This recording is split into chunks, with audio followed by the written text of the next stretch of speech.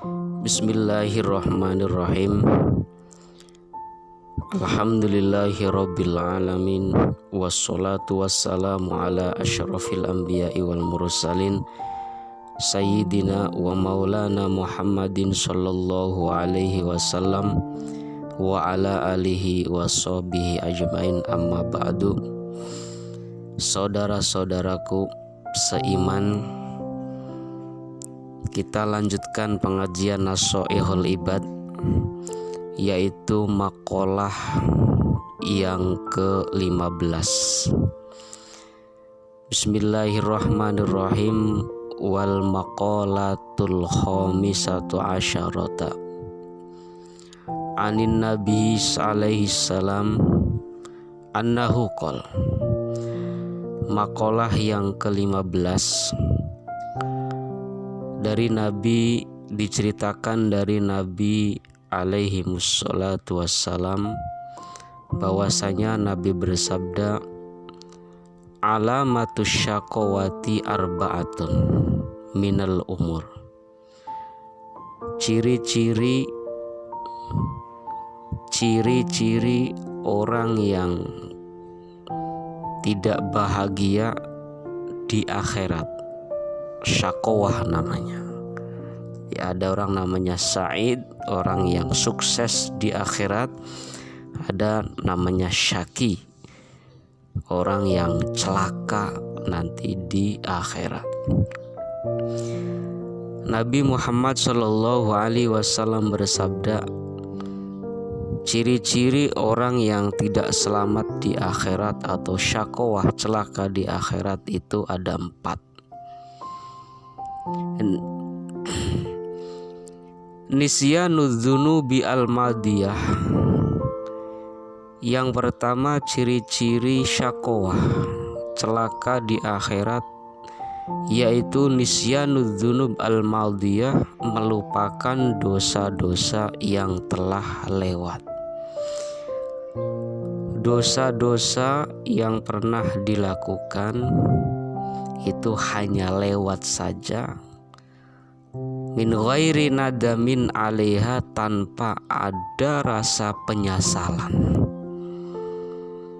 Habis melakukan dosa malah ketawa-ketawa, bahkan sekarang diupload di Facebook, di YouTube. Naudzubillah min dzalik.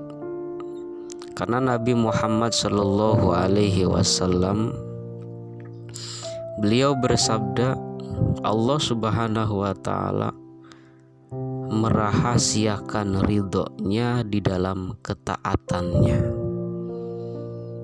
Maka ketaatan sekecil apapun, kita tidak boleh meremehkan.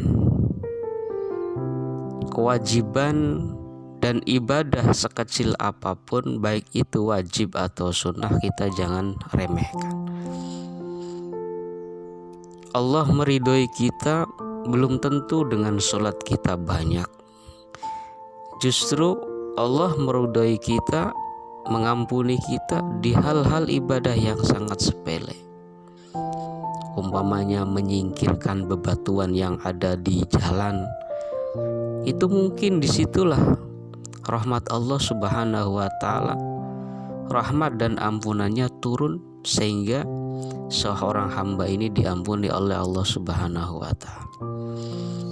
Begitu juga Allah merahasiakan sukhtu, murkanya di dalam sebuah maksiat.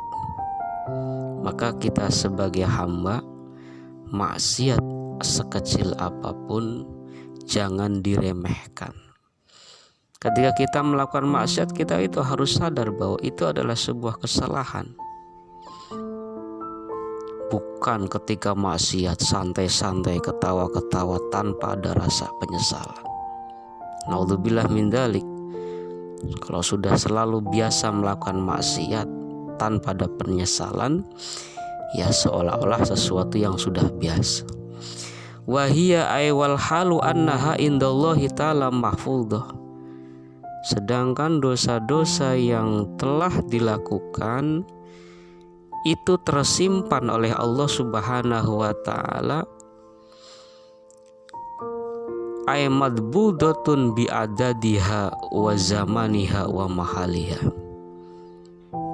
Dosa yang kita lakukan akan tersimpan di catatannya malaikat, kapan waktunya, berapa kali dosa yang kita lakukan, kapan waktu dan tempatnya Allah catat. Maka nanti ketika pas di hadapan Allah Subhanahu wa taala, seorang hamba tidak akan bisa mengelak bahwa jam sekian di tempat sekian kau melakukan dosa, kau melakukan maksiat. Semuanya akan bersaksi, sehingga mulut tidak akan berbicara. Yang akan berbicara adalah semua anggota badan yang pernah dilakukan untuk maksiat. Al-yawma nakhtimu ala afwahihim wa tukallimuna aydihim wa tashhadu arjuluhum bima kanu yaksibun. Pada waktu itu, pada hari kiamat, Allah akan menutup, mengunci lisan kita. Siapa yang akan bersaksi? Tangan akan bersaksi, kaki akan bersaksi, mata akan bersaksi, kuping akan bersaksi, dan semua anggota badan akan bersaksi atas apa yang telah kita lakukan di dunia. Ingat, dosa sekecil apapun itu tersimpan rapih pada catatan Allah Subhanahu wa taala, bilangannya, waktunya, dan tempatnya. Wa dzikrul hasanati al-madiyah, yang kedua, ciri-ciri orang itu celaka menyebut-nyebut kebaikan yang telah lewat. Menyebut-nyebut kebaikan yang telah lewat. Wala yadri, dan sedangkan tidak tahu aku bilat apakah diterima ay al-hasanat, sedangkan kita tidak tahu apakah kebaikan itu diterima atau tidak di sisi Allah Subhanahu wa taala, amrudat atau ditolak. Jadi kalau kita baiknya ketika kita melakukan kebaikan, ya ibarat kita menunaikan qadil hajat. Jadi jangan diingat-ingat kebaikan yang telah kita lakukan. Karena apa? Belum tentu kebaikan kita itu diterima atau tidak. Yang ketiga, wa nadruhu ila man fawqahu fid dunya. Ciri daripada syakowah, orang itu celaka di akhirat, adalah dia selalu memandang kepada orang yang di atasnya di dalam bab urusan dunia. Bi antomiha an-nadhurlaha, yaitu dengan cara pandangannya terlalu tinggi kepada dunia, akhirnya walam yardo bil kismah, tidak ridho dengan apa yang telah diberikan oleh Allah Subhanahu wa taala. Dan ini sangat penyakitnya orang zaman sekarang,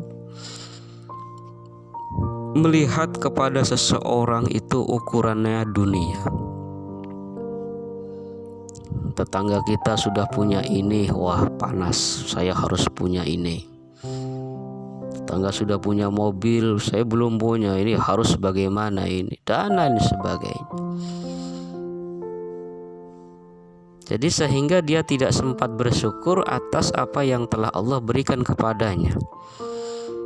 Ketika melihat saudaranya punya kendaraan bagus, sedangkan dia punya kendaraan tapi tidak bagus, akhirnya terobsesi untuk dia pingin sama seperti saudaranya atau tetangganya. Akhirnya dia tidak sempat untuk mensyukuri nikmat Allah, yaitu berupa kendaraan yang telah dia berikan. Ketika melihat ada rumah yang bagus, dia pengen terobsesi, pengen ini, pengen itu, rumahnya was mewah. Bisa berusaha keras untuk mengumpulkan duit sehingga pengen seperti itu, sehingga dia tidak sempat untuk mensyukuri rumah yang telah diberikan oleh Allah Subhanahu wa Ta'ala. Nah ini, jadi selalu memandang dunia orang lain itu selalu tinggi. Wa nadruhu ila man dunahu fiddin, dan memandangnya yang terakhir adalah memandang kepada seseorang ya di dalam masalah agama dengan di bawahnya. Nah ini, urusan dunia memandang ke atas, tetapi urusan akhirat, urusan agama itu malah sebaliknya. Ketika dia umpamanya ada melakukan, dia bisa melakukan sholat, ya dia bisa melakukan sholat, terus memandang dia bisa melakukan sodakoh dengan jumlah yang 100.000 umpamanya. Terus ada temennya cuma bisa sodakoh 50.000, ini contohnya misal. Jadi dia berkata, teman saja cuma 50, kenapa harus 100? Jadi selalu memandang di bawah tentang urusan agama. Ketika dia bisa melakukan sholat 5 waktu, ya temannya belum bisa. Masih mending saya bisa sholat 5 waktu, teman saya belum bisa, sholatnya bolong-bolong. Dia tidak punya obsesi kepada orang-orang soleh. Harusnya dibalik, masalah dunia itu yang kita pandang adalah orang yang sebawah kita. Masalah agama, masalah akhirat harusnya lebih tinggi.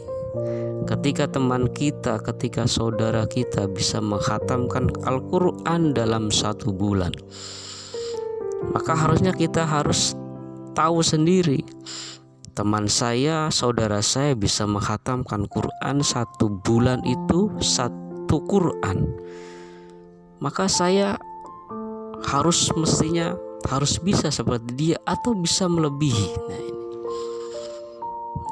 ini harusnya. Ketika saudara kita sudah bisa melakukan sholat 5 waktu ditambah rawatib, sholat sunnah, maka harusnya saya harus bisa lebih dari itu.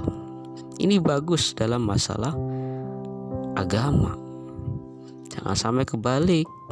Tapi kenyataannya pada zaman sekarang kebalikannya, ketika memandang kekayaan dunia pengennya di atas, tetapi masalah akhirat masalah memandangnya di bawah. Masih mending saya bisa sholat, ada teman saya nggak bisa. Nah, jadi tidak ada obsesi untuk meningkatkan keimanan dan ketakwaan. Akhirnya keimanan dan ketakwaannya, ibadahnya itu standar, stagnan, itu aja. Sedangkan umur semakin bertambah. Naudzubillah min dzalik. Jadi saya ulangi lagi bahwasanya ciri-ciri daripada orang itu celaka di akhirat, yang pertama adalah melupakan dosa-dosa yang telah lewat. Yang kedua, mengingat-ingat kebaikan yang telah dilakukan. Sedangkan kebaikan itu belum tentu diterima. Yang ketiga, memandang tinggi atau memandang kepada orang di atasnya masalah dunia dan memandang di bawahnya tentang masalah agama. Wallahu a'lam bishawab. Subhanakallahumma wa bihamdika asyhadu an la ilaha illa anta astaghfiruka wa atubu ilaik. Walhamdulillahi rabbil alamin.